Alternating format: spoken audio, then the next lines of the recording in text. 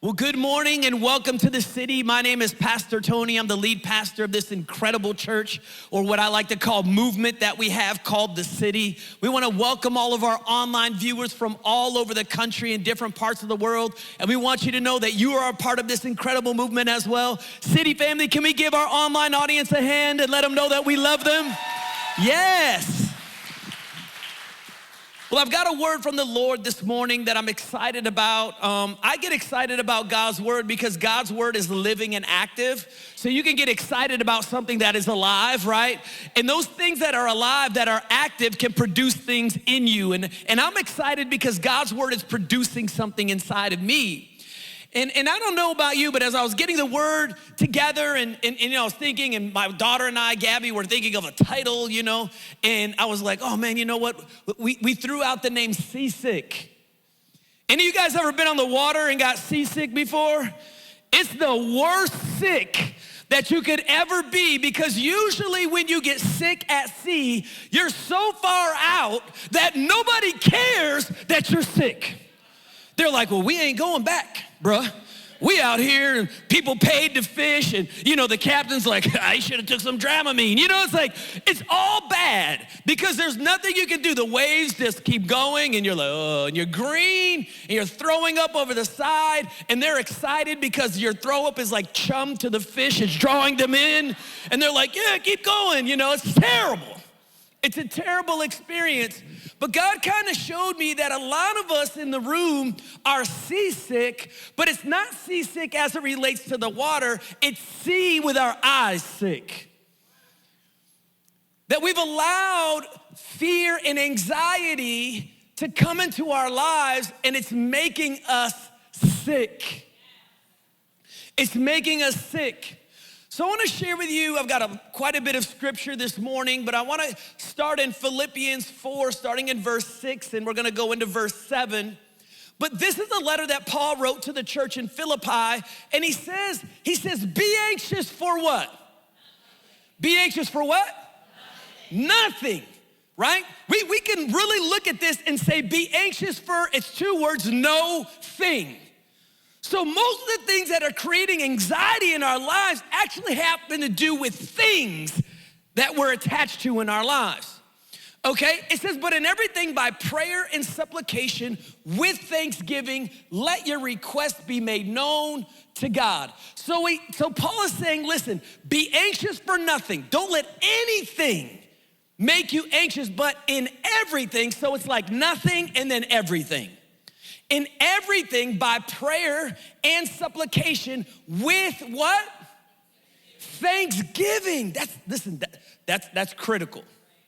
The thanksgiving part is critical because a lot of times we're asking God for what we need and we're not thanking him for what we already have. So we're looking and we're saying, okay, God, I need this, I need this, I need you to do this, I need a promotion, I need my husband, I need my whatever, right? But we're forgetting like God has already done so much, right? And if we listen to the song, we would know that through faith that actually he's not done. But what I've known and I've experienced from God is that what God does, he does very well. And every time it makes sense after, right? So I've found that God is a whole lot wiser, smarter, and has a way better plan than I have ever dreamed, thought, or imagined, right? But it says that we can make our request be made known to him. So we don't have to be afraid of God. We can let him know, hey, God, this is kind of where I'm at. But the Bible goes on to say, when we do this, so look at it, when we are not anxious, when we pray, right, and when we use our thanksgiving, we can ask for things, and what happens is the Bible says that the peace of God, which surpasses all understanding, will guard our hearts and our minds. The problem is that anxiety, the things that are making us seasick, have taken over our hearts and our minds. And it's causing us to now be, sick. We're nauseous. We're insecure. We're unsure. And I love that it says all this happens through Jesus. Say, Jesus is the way, the truth, and the light. So all of us in the room want peace that surpasses all understanding. Yes or no? Okay, me too. But in order to get there, we got to go through verse number 6. Okay? So we don't get the peace if we don't do 6. We don't do 7 because 6 comes before 7. All right? And listen, I got 3 girls whom I love with my whole heart. God gave me 3 incredible daughters. They are incredible young women now. Amen. But they have all at various stages in their lives developed what I'd like to call irrational anxieties. You know, and most of them kind of kicked that thing off when, Grace, they were about 2. You know, some of them got their anxieties from, all right, we ain't gonna go there, but you know, for example, just this Thursday, we're going home, and usually one of my kids, which is, I guess I just love this, but like when we're leaving or we're going somewhere, always one of my kids will get in the car with me. Like I never ask, hey, you wanna ride? Like it's like they gotta watch out for dad, you know what I mean? And on Thursday, Bella jumped in the car with me after worship practice. Everybody's gone, we get in there, we're rolling up the driveway, we kick on some music, because that's what we do, her and I like to vibe in the car. And she's like, oh, Dad. And I'm like, it's like, you know, what's going on? You know, I'm like, she's like, there's a spider. And I was like, well, what do you mean? She's like, is it on the inside or outside? Now, because I know she has an irrational anxiety, I kind of lied in a way because I didn't know. Like, I didn't know if it was inside or outside. But what I did know, if it was on the inside, we were gonna have a problem. So I was like, I don't know, it kind of looks like it's on the outside. And it starts crawling. She's like, oh no, it's on the inside, Dad. It's on the and we're driving. I'm driving the car. We're moving.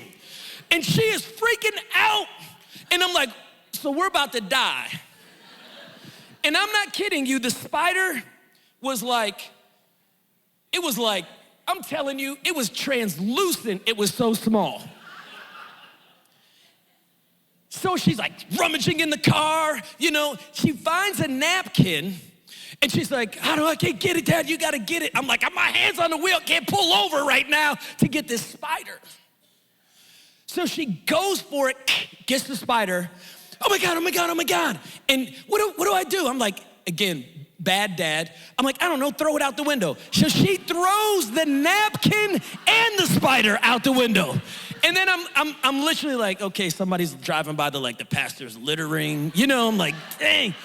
All because of this irrational anxiety about this bug that really has no power to do anything to you.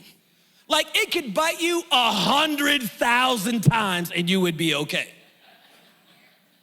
But it doesn't matter because what has happened is you have an irrational anxiety and you would rather crash the car than to have that spider get close enough to touch you. Anybody know what I'm talking about, right?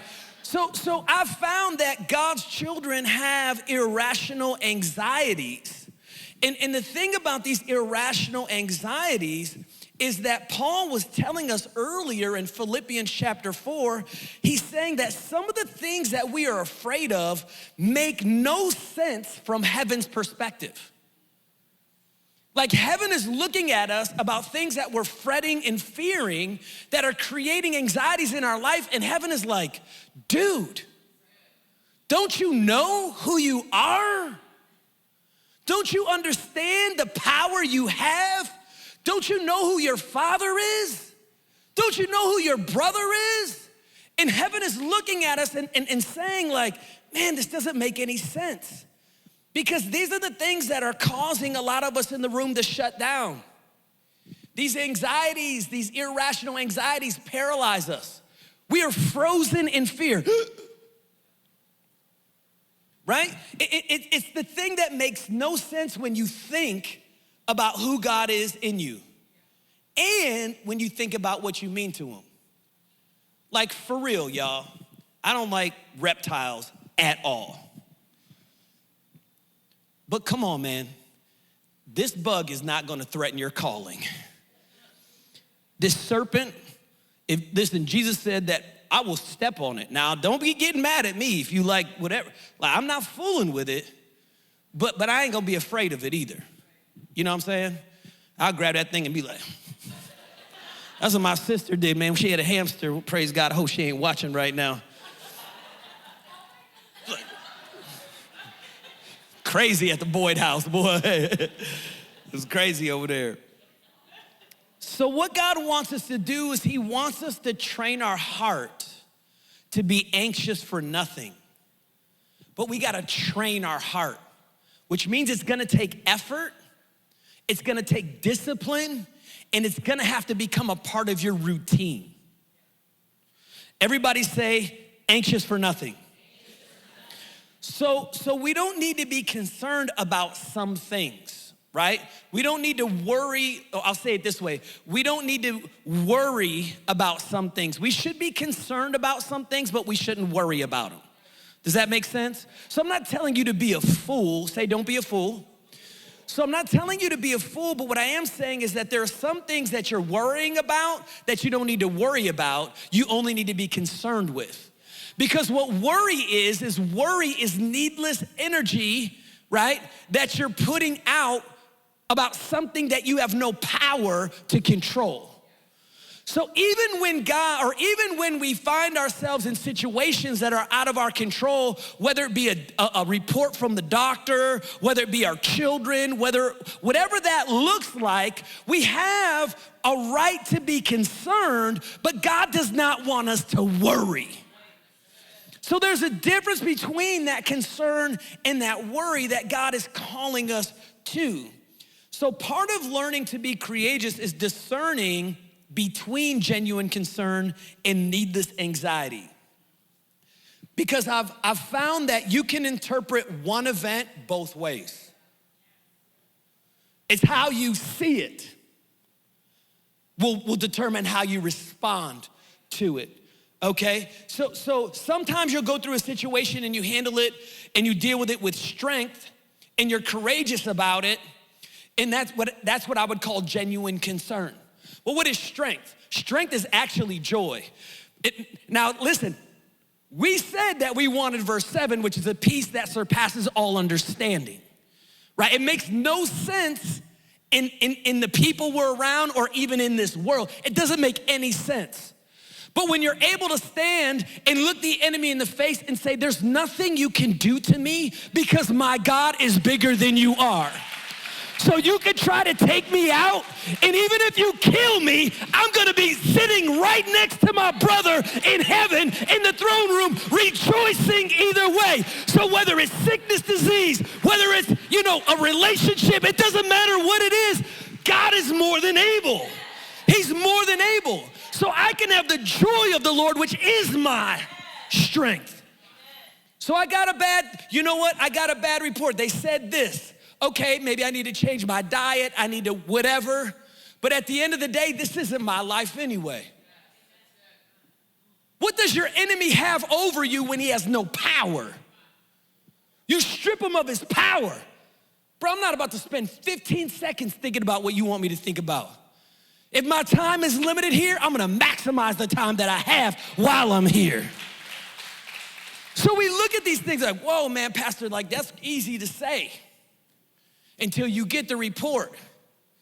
It's easy to say until something really bad. Come on, this is just real good preacher talk. Sounds good. But the reality is it's a whole lot harder. But the Bible actually says wisdom will show you the difference between concern and anxiety. In fact, Paul said, be anxious for what? No thing. I bet if I was to ask you to write down right now the things that are keeping you up at night, they're actually meaningless things. The things that are occupying your thoughts, your heart. For example, some of us get so much anxiety about parking lots that we'll literally park in Geneva because somebody might, oh my, and then you come back out and you're walking around your car like, it's a thing. It's a car. and it probably won't be your last one. Right? We get so worked up about all these things in our life. Well, what about this? And what about this? And what we really should be worried and thinking about is, you know what? Our souls.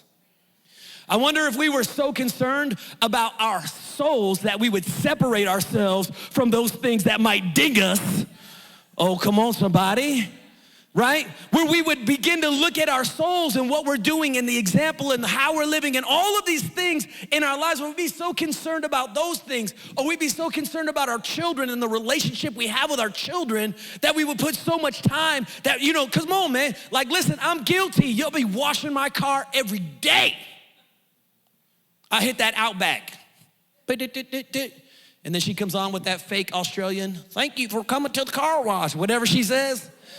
I've gotten to the place I just roll up my window like, girl, come on now. You know, just say thank you, right? But listen, that's what it is, right? But how much time am I intentionally, like, you know what? I'm gonna talk to each one of my kids every day for at least 10 minutes. I'm gonna have an individual conversation with each one of my kids on purpose so that our relationship gets clean and we get all the dirt off. So that it doesn't corrode and rust. See, sometimes what we're thinking about has us off track. Everybody say, think about what you think about.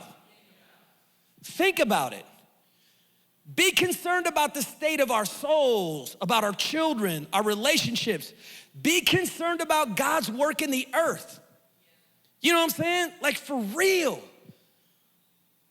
Like the real work of God. Like, we're getting ready to do a serve project. Everybody should want to come. When it comes to youth camp, everybody should sign up. We should be so hungry for finding lost people that are buried treasures in the field that we want to see the move of God come in such a way that we'll do anything to help. Because at the end of the day, we're not really talking about that much time when you compare it to everything else. Well, it's 4 to 8. I get off work at whatever. It's 4 hours. Probably for 3 months. To maybe, listen, I don't cut hair, but I'll be there. Hey man, how you doing? You know what I'll be doing? Giving kids high fives, fist bumps. Put on some fresh shoes and be like, hey man, I like your shoes. And be like, awesome, let me talk to you. I'm just gonna be there to try to be making a difference in one person's life on that day. One. And if all of us made a difference in one person's life on that day, that's a whole lot of differences. So we've gotta be willing to be concerned about things that really matter. Eternity and souls. I'm telling you guys this. I thank the Lord that my kids love God and they're passionately pursuing Him. But I'm gonna tell you right now, I would do anything except sin if they weren't following God.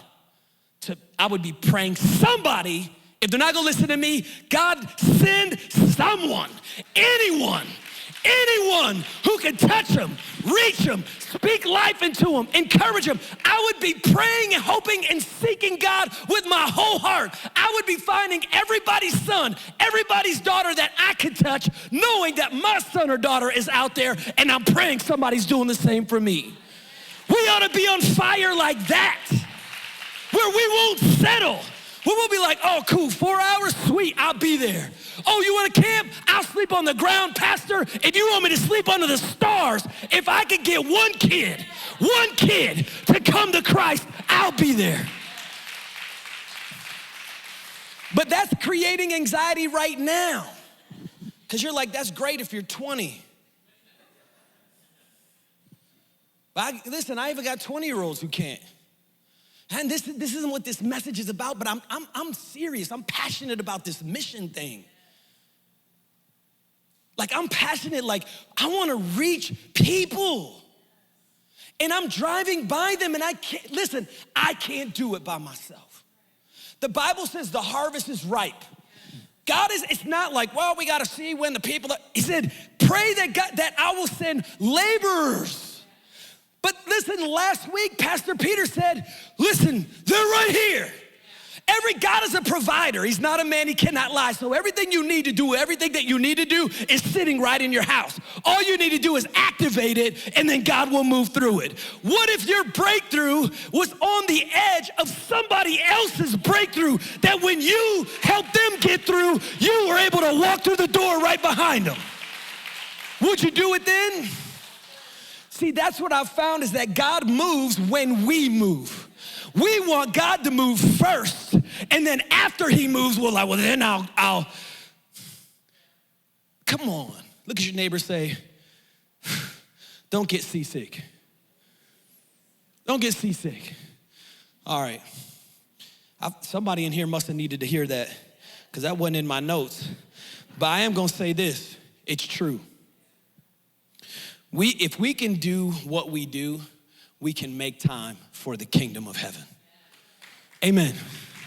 We can. We have to. Because I see so many incredibly powerful people with so many incredible gifts. I'm seeing men and women in here, young men. I walked by a guy that was over there in the back, and I thought to myself, man, you are mighty. And you don't even know how mighty you are yet. But God has a plan for you that's so much greater than anything that you can even comprehend in your mind. But it's not just him, it's everyone. And God is saying, listen, just come, just do it, and watch. I've never met anybody who tried to make a difference that was like, man, I wish I wouldn't have helped that person. I wish their kids wouldn't have got saved because they got, like we literally last week had a kid, I ain't gonna mention, but like he's one of those kids, come on, y'all know. You know what I'm saying? Kind of get on your last. That's how we used to say it back in the day. Last, and then we would say nerve. And you know what? It was kind of one of those situations, and I had one of my people, and they were telling me about it, like, yeah, you know, so-and-so, and I was like, oh, you know, immediately you, in your mind, come on, y'all. And he was like, man, and he was doing this and that, and I was getting ready to say something to him, and then he said, hey, you know what? And he was like, what? He's like, I brought my parents to church today.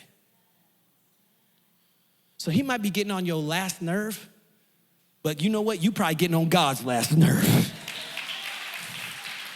But I'm gonna tell you what happened was that kid went to camp, something ignited inside of him. God's not done with him, but all I do know is his parents came to church because somebody was willing to lay down on the ground for 2 nights and say, you know what? I'll do anything. And God moved. And we're seeing God move. Everybody say move. Move. So we need to be able to look at some things in our lives and understand it's really just a thing, and I need to be more concerned about him. Romans 8:31, one of my favorite scriptures, it says, what then shall we say in response to these what? These what? So what do we say to the things? He said, if God is, then what?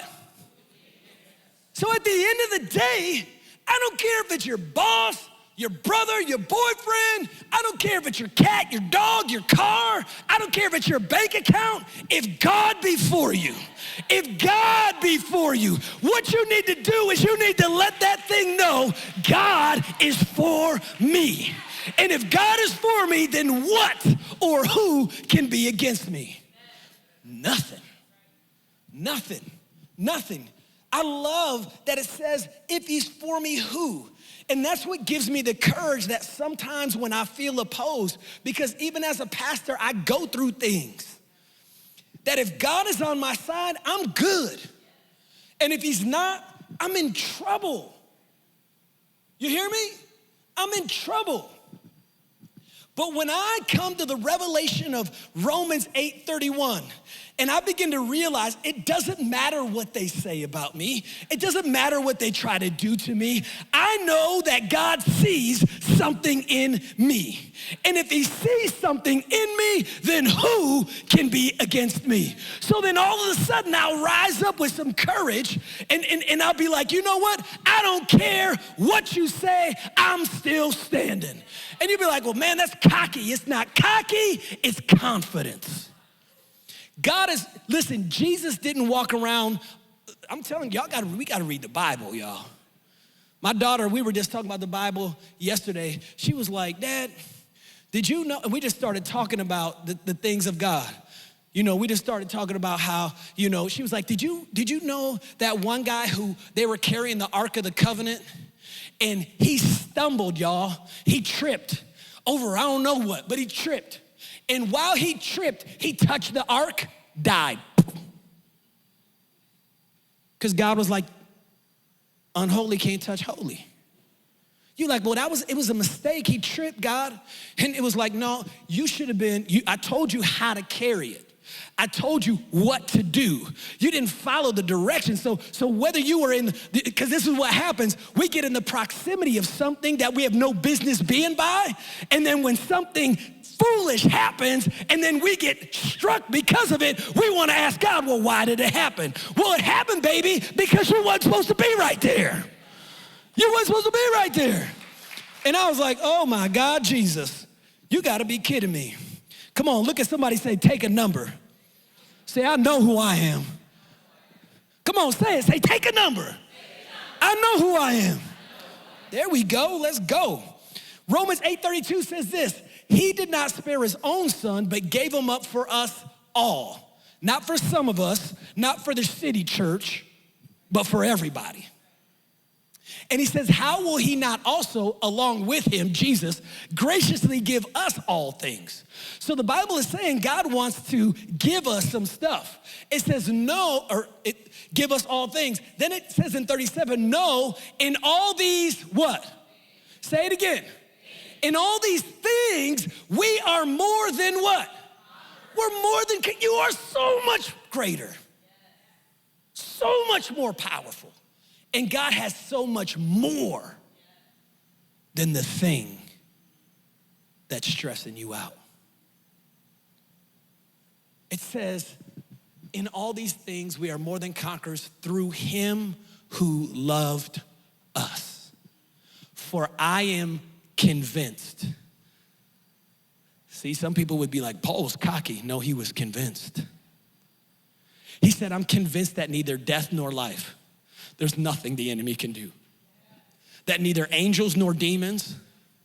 It says that neither the present nor the future, so nothing that's happened in my past or nothing that will happen to me in the future. He said, nor any powers, nothing shall separate me from that love which was in Christ. I said, well, okay, God, let's be bold. Y'all wanna be bold? I'm tired of being anxious. I'm tired of anxiety. I'm tired of being tired. You know, we used to say back in the day, I'm sick and tired of being sick and tired, right? I'm tired of that, so it's time to be bold, but in order to be bold, we've gotta move. We've gotta move, we gotta move, we gotta move. So let me give you a quick story and then I'm gonna get out of here. But there's a story in the book of Mark and Jesus actually gets his disciples together. They just he got done preaching, kind of like a revival or whatever you want to call it. He did a service outside and he was like, man, we need to take a break. So what we're gonna do is we're gonna get in this boat. We're gonna go to the other side of this lake. And during that time, I'm gonna get some rest because on the other side, there's gonna be some people. In fact, the people he left even followed. They walked around the lake, right? You know, so sometimes you're like, well, I need to get away sometimes. Well, Jesus didn't get to get away. You know, we don't get to get away because imagine if you just, well, I gotta get away. Listen, I ain't got time to preach this right now. I'm just gonna say, we gotta move. So they get in this boat, all right? And this is what the Bible says in Mark chapter 4, verse 35. It says this, it says that day, everybody say that day. So it wasn't a special day, it was just a day, that day. It doesn't say it was Sunday, it doesn't say it was the church day, it doesn't say it was the weekend. It just said it was a day. It says, when evening came, he said to his disciples, let us go over to the other side. So God is always trying to take you somewhere else. He's always trying to take you to another side. There's always another side of your life that God is trying to reveal to you. And it says, leaving the crowd behind, they took him along just as he was in the boat. And it says, and they were also other boats with him. So Jesus goes, he's got his disciples, and then, there was not just people walking around the lake, but there were people in boats following him too, okay? And then the Bible says that there was this furious squall that came up, right? There was a storm that came out of nowhere. And I think for a lot of us in our lives, a lot of the things that we're dealing with were unexpected things. We didn't pre-plan for the anxiety, the stress, or the whatever. It just came. And the Bible says, and the waves broke. Everybody say broke. The waves broke over the boat. The boat would be the place of safety and security, right? That's what's keeping you above board, above the water, the boat. Well, the waves start to break, and it says, so that it was nearly swamped. And Jesus was in the stern. He was in the front of the boat, sleeping on a cushion. Jesus was taking one of them good naps. Like this brother had a pillow in his boat. He wasn't just laying on the wood or hay. He had a cushion. So he went up in the front of the boat, got him a pillow, was like, all right, y'all, wake me up when we get to the other side. But the Bible says that the disciples woke him up. He's sleeping real good. Any of y'all ever been sleeping real good and your kids wake you up? You be ready to execute them. You be like, what do you want? You saw I was sleeping. Yeah, but Mom, I want to know, can I get a drink of water? What kind of question? Don't you ever ask me if you get a drink of water? Like what? Like it's something really important, but it ain't. You be like, and then you be laying there like, Jesus, I know I ain't going back to sleep, but I pray that when I wake up, I don't lay the hands of the Holy Spirit on this child. Right? And it says they woke him and said to him, teacher, don't you care if we drown? Don't you care if we drown? Don't you care? So here's Jesus sleeping because he was confident. See, you can't rest unless you have peace. So Jesus was sleeping in the front of the boat because he was confident he was right where he needed to be. He was confident. But let me tell you what bothered me a little about the story with Jesus.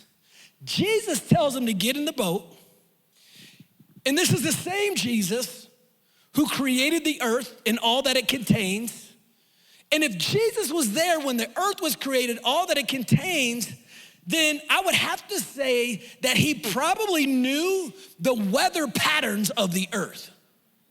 If he had the power to command legions of angels, he probably could recognize the clouds in the sky and say, well, there's a storm coming. But in recognizing that there was a storm coming, he still was able to grab his pillow and go take a nap in the front of the boat. Dang, Jesus.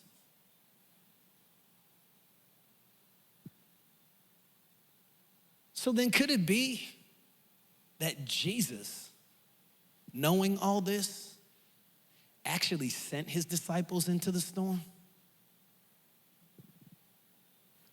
It says it was just a day. It didn't say they were on a timeline, like they had to get there that night or that. They could have stayed on land, pitched camp, like. So then to me, the only thing it could be is that Jesus actually was like, I'm gonna send you in here. I'm gonna send you into the storm. Because I actually believe that there are some storms in our lives that God actually ordains. He ordains them.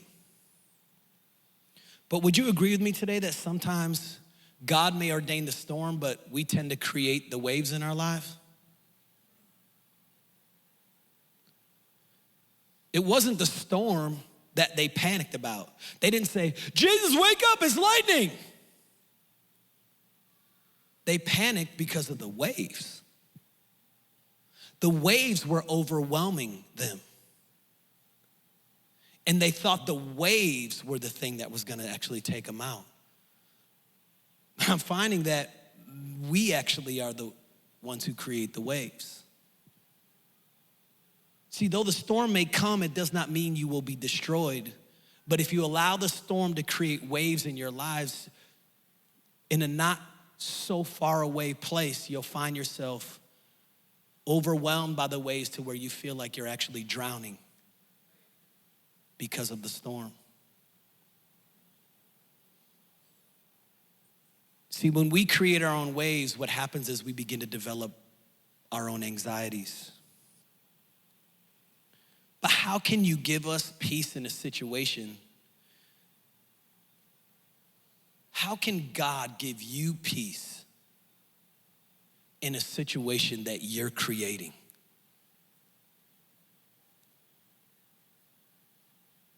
How can he do it?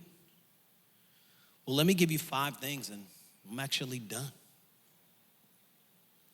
I'm gonna show you 5 ways that we create our own waves. And if we will watch these things, we'll be able to go through any storm with confidence, with a peace that surpasses all understanding, with a God who is right in our boat.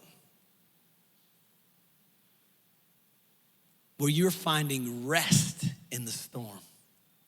And I'm not talking about that exhausted rest. You know what I'm talking about? When you're exhausted and you just get, and then but when you grab your pillow and you be like, I know what it looks like out here, but God got me.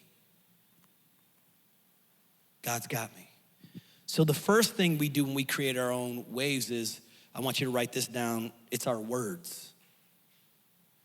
Words are creating waves in your life. I wonder if you were to be honest with yourself and ask, have you ever made unnecessary waves with your words? Words that you spoke out of anger that you need to go back and fix? Maybe words of doubt. Some of you frame your day with the wrong words and then get disappointed with the result of your day. But you framed your world with those words. We create choppy conditions as soon as we wake up. We say things like, well, if it ain't one thing, it's another. My kids are always, this job is, my boss, my husband, my wife, If you can't follow what you say with, and that's just the way I want it, this is an old saying I had from back in the day. You remember this? If you can't say what you need to say, and right after you say it, and that's just the way that I want it, then you don't need to say it.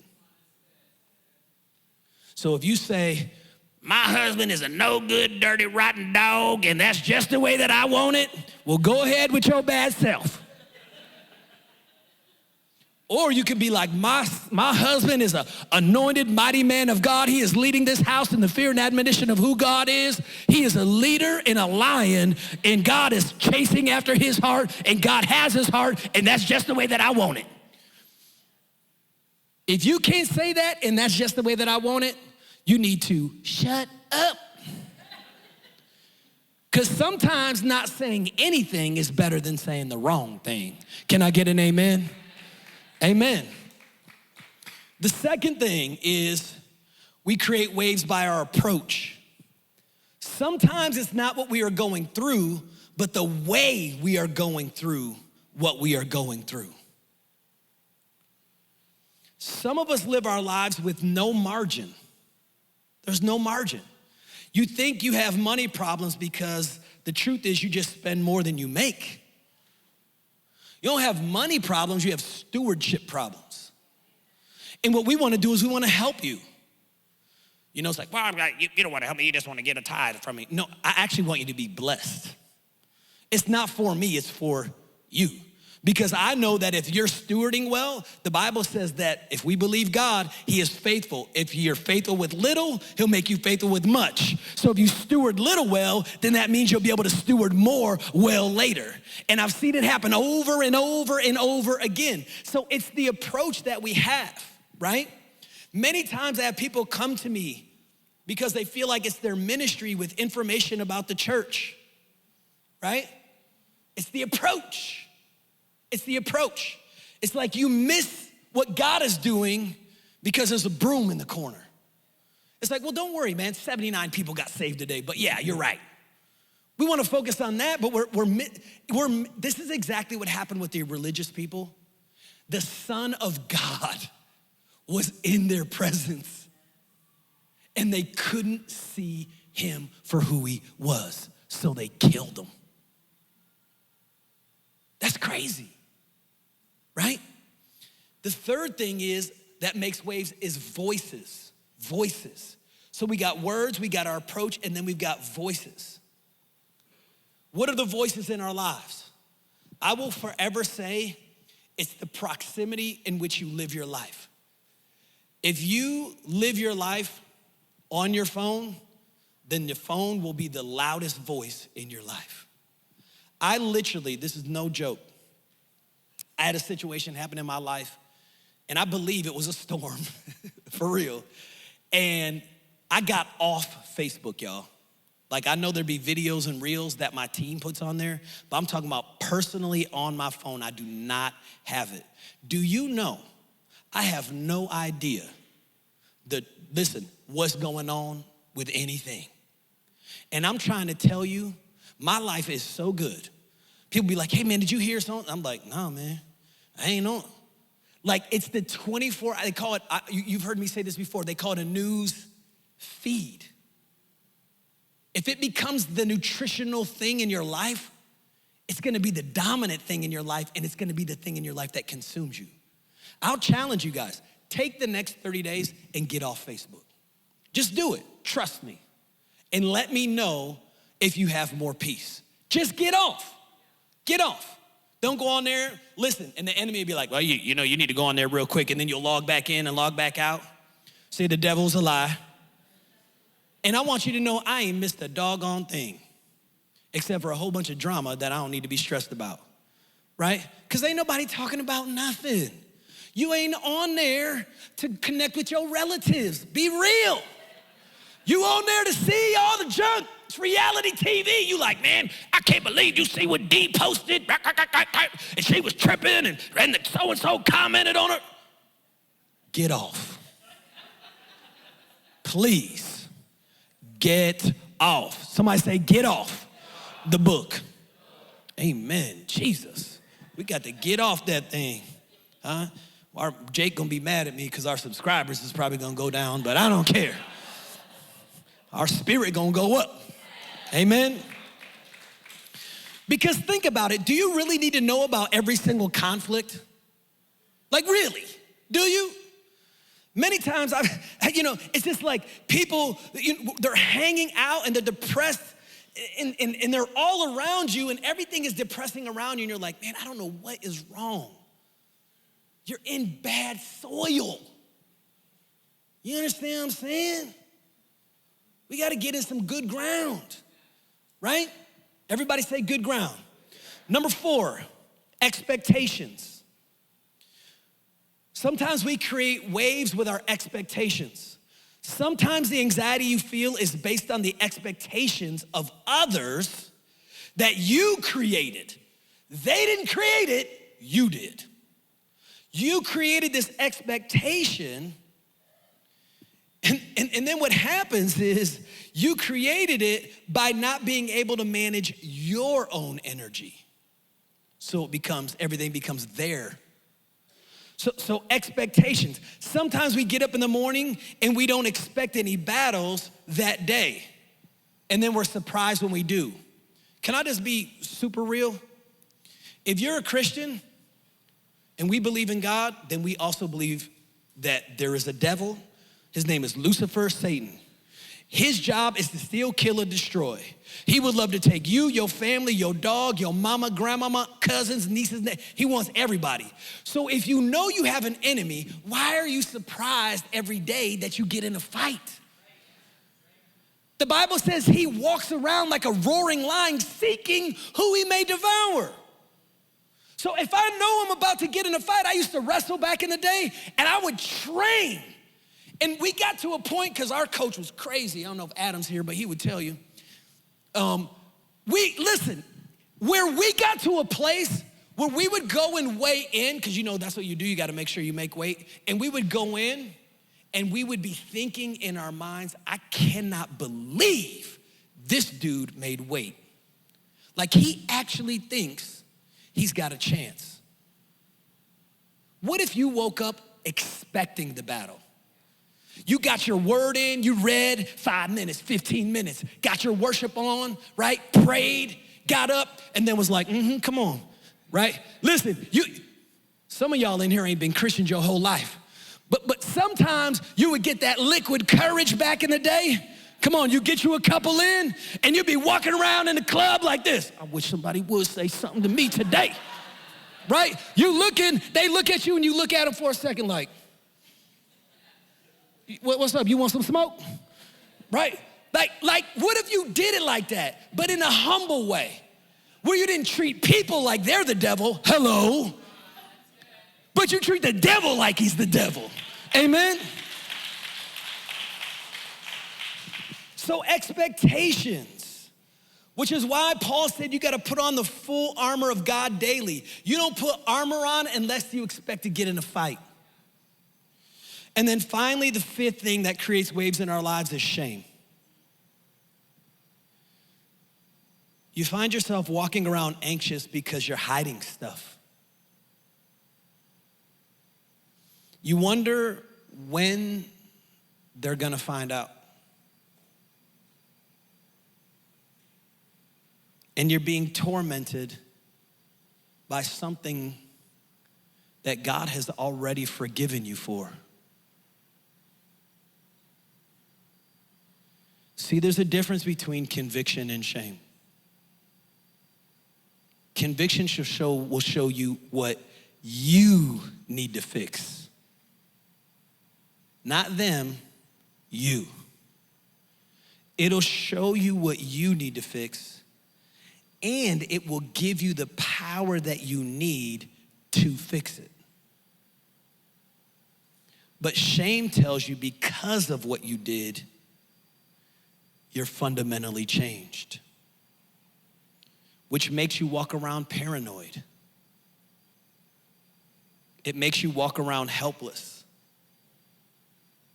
It makes you walk around thinking that people who do love you really don't love you. That people are judging you, but they're not judging you.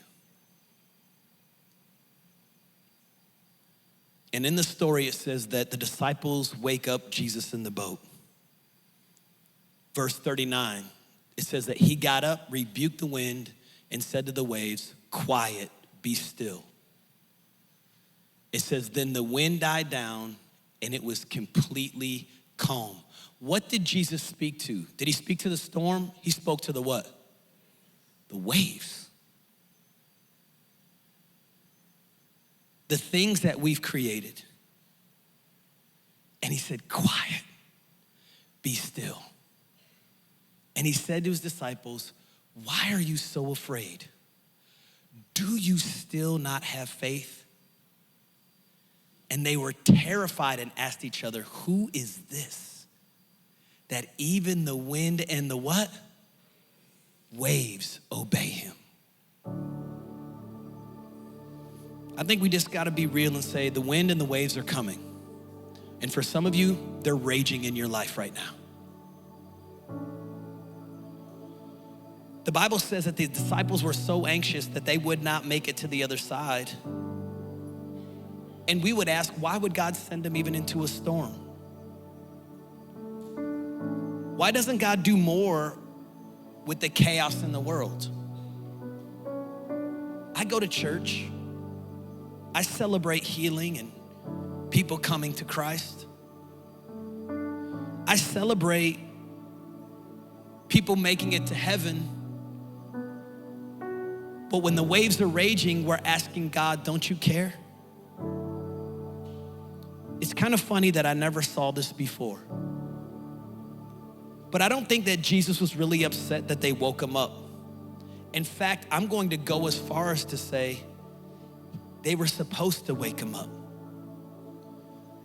I just showed you in Philippians, it says that, listen, with prayer and supplication, make your request made known. So it wasn't that they woke him up that frustrated him. It's when they woke him up, they didn't think he cared. See, what has happened is the enemy has placed a wedge between you and God that you think God doesn't care. That the things that you're going through, the tragedy you're facing is just the lot in your life. It is what it is, and well, God just isn't concerned about it. It's not big enough. But that's a lie. Because we see that Jesus spoke to the waves, and he used the waves as his whiteboard. He was showing them it's not the wind and the waves that are out there that will take you down. It's the wave in here. See, we think he was speaking to this wave, but the truth is he's speaking to these waves. So I'm gonna ask you guys to stand to your feet. Because I wonder what waves in your heart are troubling you, making you feel like he doesn't care. That your circumstances are bigger and greater than your God. That you've gone too far or you've done too much for God to extend his hand of grace toward you. James chapter 1, verse 6. This needs to be some of your life verses. A life verse is a verse that you memorize, you put it up everywhere. It's a life verse. It says, but when you ask, you must what? Everybody say you must what? You have to believe and not doubt. Because the one who doubts is like a what? What? A wave a wave of the sea being blown and tossed by the wind. You can't see the wind, you just know it's there. We have to believe again. We have to believe. Say, I believe. I believe. So I believe that this is why God allows me to experience the wind and the waves on the outside, because what he's really trying to do is teach me to calm the waves within me. Why? Because I do believe. So would you close your eyes and bow your heads? Right now, I just want you to do like David. And he asked God, he said, God, would you search my heart and see if there's anything in my heart that offends you? Would you look at me? Can I be transparent with you? Because right now, God, I feel like the waves have taken over and I'm barely keeping my head above water.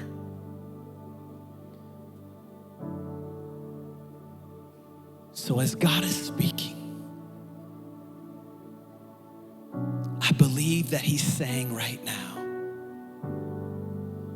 be quiet and be still and know that I am God.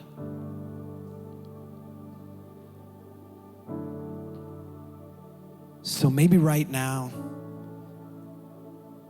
you're saying, you know what? I've just got the storm. If you're in a storm right now and the waves are crashing, this isn't, remember, we're not gonna allow shame to create, don't allow another wave to be created out of a message. Right now it's time to be free.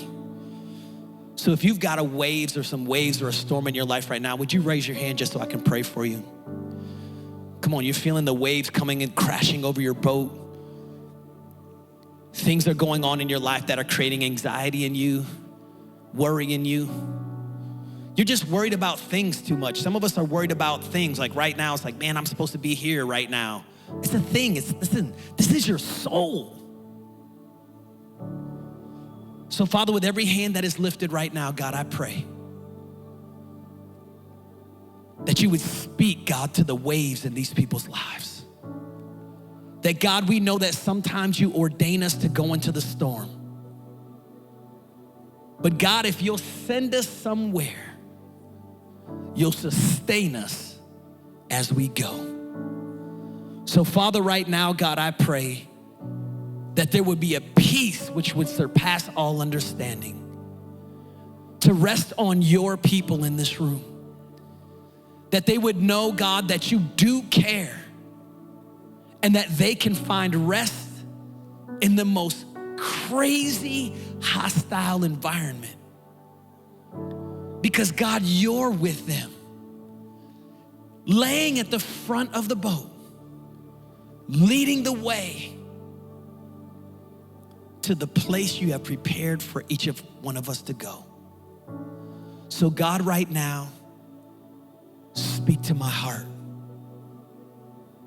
Speak to my mind. And give me rest that I may not worry or grow weary in well-doing.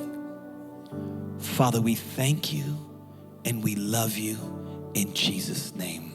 Amen.